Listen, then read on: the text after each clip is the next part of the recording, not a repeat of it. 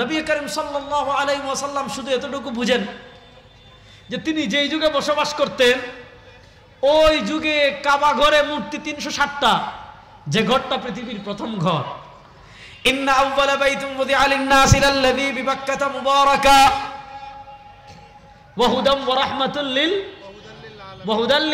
আলামিন। হাফিজ সাহেব না হয় একটু পেছ লাগছে, সমস্যা নাই, হাফিজ হয়ে যাব ইনশাআল্লাহ, হাফিজ হয়ে যাব ইনশাআল্লাহ। আমার আব্বাজান, আমার ভাই আমার আব্বার কথা বলেছে, এটা তাহদিসে নিয়ামত হিসাবে বলছি।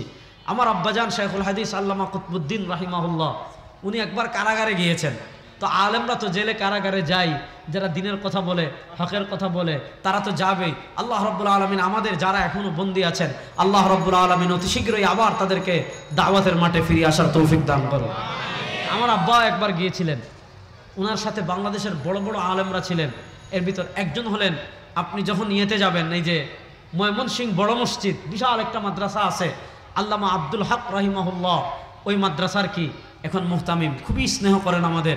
কারণ তিনি আমার আব্বার হাত, ছোটোবেলায় আমার আব্বার কাছে পড়েছিলেন, তার থেকে লেখা নিতেন, তিনি আমাকে বলেছেন। তো ওনার উস্তাদ, ওই মাদ্রাসার প্রতিষ্ঠাতা যিনি আল্লামা ফয়জুর রহমান, অনেক বড় বুজুর্গ ছিলেন। উনি আর আমার আব্বা একসাথে কারাগারে ছিলেন। এবার রমজান মাস আসছে, উনি তো অনেক বড় মানুষ, অসুস্থ, এখন তো তারাবি পড়তে হবে। তিনি কিন্তু হাফিজ, তিনি তো পড়াতে পারবেন না। এখন কি করেছেন, আমার আব্বা আবার হাফিজ না, তখন কিন্তু যুবক মানুষ, বলেছেন এক কাজ করো, তুমি তারাবি পড়ানোর নিয়ত করো। তিনি কিন্তু হাফিজ না, বলছেন আপনি আমার জন্য দোয়া করেন, যদি হয় তাহলে তো হয়ে যাবে, বুঝছেন। ঠিক আছে, আমি দোয়া করলাম, তুমি শুরু করো। প্রত্যেক দিন 1 পারা 1.5 পারা হিফজ করতেন, দিনে রাত্রে তারাবি পড়াতেন। প্রতিদিন 1 পারা 1.5 পারা হিফজ করতেন, রাত্রে তারাবি পড়াতেন। 27 দিনে পুরা কোরআনের হাফিজ হয়ে গেছেন, বুঝছেন। তো এটা এরকম যে আমার আব্বার মেধাটাও অনেক ভালো ছিল, এটা আল্লাহর দান। আল্লাহ চাইলে, মানে আল্লাহ চাইলে হতে পারে। এরকম আছে আরো কম দিনে হয়েছে, ঠিক আছে। আমার তো মাত্র 27 দিনে একেবারে তিনি কি করেছেন, হাফিজ হয়ে গেছেন। আল্লাহর কারিশমা হলো, তিনি ওই যে 27 দিনে হাফিজ হয়েছেন।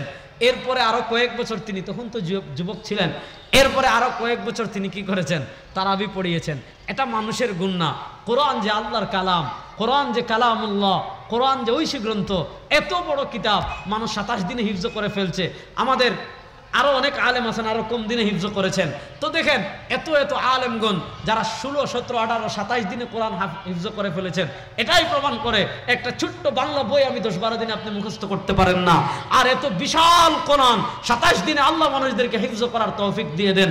বুঝা গেল, বুঝা গেল, বুঝা গেল, কোরআন এটা সাধারণ না, কোরআন আসমানি কিতাব, কোরআন আল্লাহর কালাম। এটাই প্রমাণ, মানুষ মাত্র 16-17 দিনে আল্লাহর তৌফিক এটাকে হিফজ করে ফেলে। যাক, এটা কথা প্রসঙ্গে আসছে।